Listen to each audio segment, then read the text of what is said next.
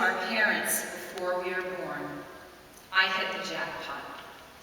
I picked an unlikely pair, a radical feminist and a guy named Ted Krouse. Mom wasn't home much. She was finishing up her psychiatry residency. So I became head of the household. Dad always kowtowed to the strongest woman in the room. I was 2 at the time. I never had a bedtime or a bath time. And I sent Dad out on midnight runs to 7-Eleven to get us Slurpees and chocolate bars for dinner. Since I rarely bathed, I ended up with dreadlocks. Dad turned my poor hygiene into a neighborhood contest. The kids on the block lined up in our living room, and Dad gave $1 to anyone who could move a comb through my hair.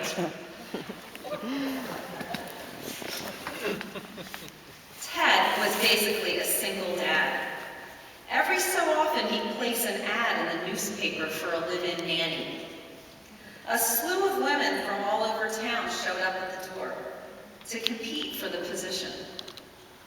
Dad lined them all up across the piano bench and onto the couch.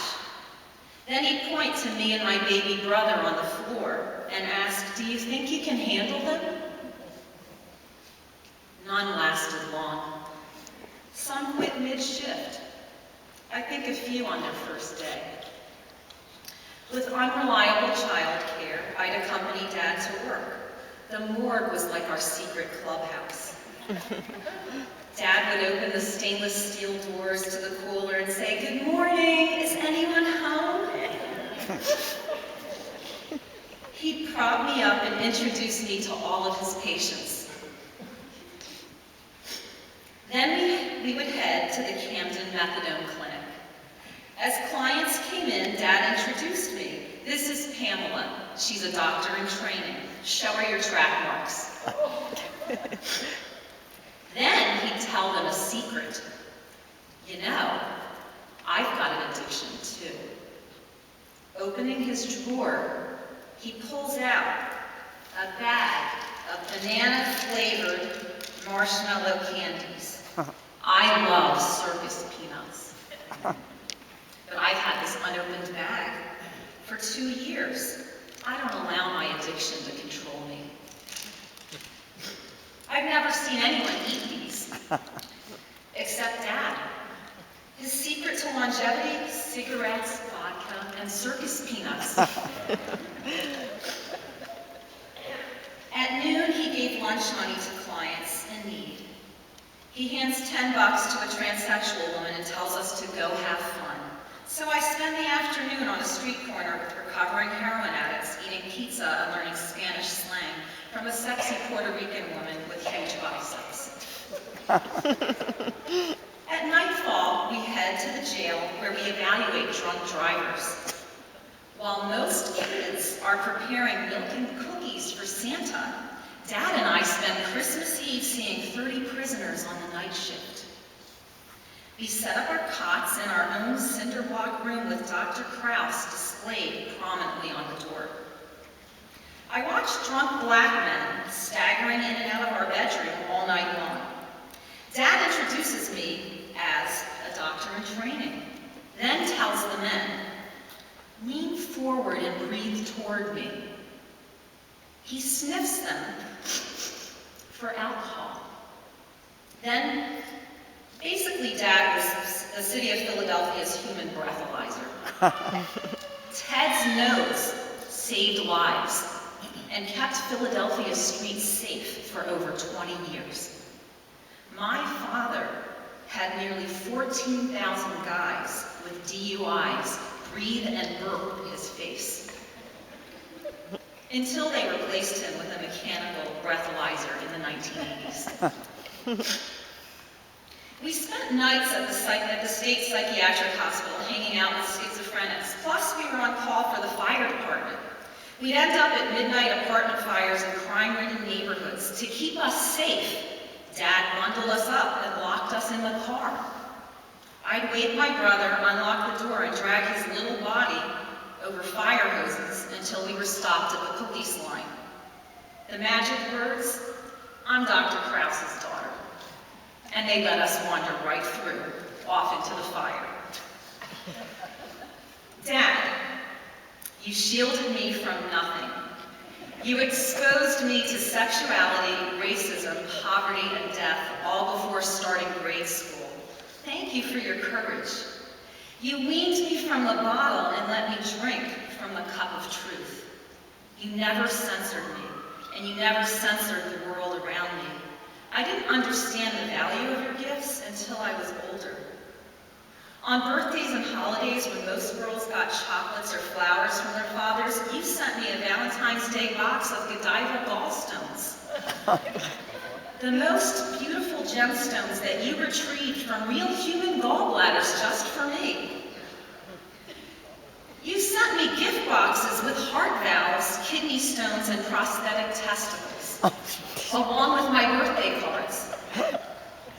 You called yourself my first boyfriend and told me our solid relationship would pave the way for a lifetime of loving relationships with men. Actually, Dad, you made it kind of difficult for me to find a date. Strong, eccentric, fearless females who prefer spending Saturday nights in the morgue aren't in high demand. While my Wellesley classmates were seeking husbands at Harvard and MIT frat parties, I took the night shift at the homeless shelter, where people mistook me for a light-skinned black woman. You treated all people with honor and respect, whether they were black, white, Puerto Rican, whether they were on heroin, alcohol, or homeless, or dead. Ever non-judgmental, with a heart of compassion, your benevolent service inspires me every day to serve people with an open heart. I still do house calls just like you, and like you, I've never turned anyone away for lack of money. I want you to know that the people you exposed me to were more than just patients to me. They became family. You made the entire world my family, and you made me a family physician to the world. You took me to work, and now I'm taking you with me. You were scattered in stories throughout my books, on national TV interviews, on websites and blogs, and in all my talks to medical students and physicians. For 46 years, I tagged along with you. Tag along with me for the next 46. Our adventures have just begun. Rest up, because you're coming with me next week when I present my work on physician suicide to 5,000 physicians in Washington, D.C. Dad, I know you really, really wanted me to be Surgeon General, but our professional influence has surpassed the confines of the office of Surgeon General. I hope you understand. I don't need medals or fancy titles. Medicine is an apprenticeship profession, and I learned from the best man out there. You, the one and only Dr. Theodore Krouse. You are so eccentric. You know, you're the reason I've never owned a TV. Nothing on television can ever touch my real-life adventures with you. So I want to thank you for everything, for never hiding the truth in happily ever after children's stories, for never sheltering me in a hollow make-believe world, for introducing me on day one as a doctor in training. As healers, you and I are fueled by tragedy, and we are forever intertwined in our pursuit of Tikkun Olam, a more perfect world. In the end, we are all just spiritual beings having a brief and finite human experience. Thank you for choosing to share your human experience with me. It's been an absolute blast. But above all, more than anything else, I need to thank you for never taming my hair or my spirit. Bless you. Be free.